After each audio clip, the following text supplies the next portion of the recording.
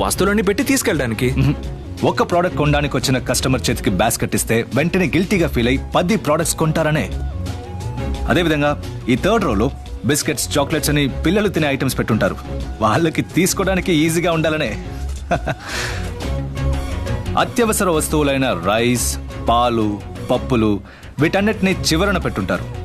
ఎన్ని ప్రోడక్ట్స్ ని దాటుకుని అక్కడికి రావాలి కదా. సో నువ్వు క్యాషువల్ గా అటు ఇటు చూసి నీకు కావాలనుకుని వేరే ప్రోడక్ట్స్ ని కొనేస్తావు. ఈ సూపర్ మార్కెట్ లో విండో చూసావా?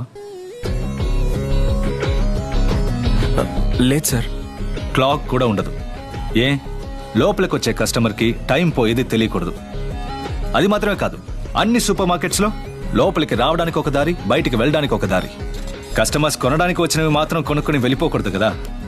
వీటన్నిటిని మించి బిల్ కౌంటర్ కి పక్కన పిల్లలు ఇష్టపడే ప్రోడక్ట్స్ ని పెడతారు. బిల్లు వేయడానికి లైన్ లో ఉన్నప్పుడు కూడా వాళ్ళ చేత కొనిపించడానికి.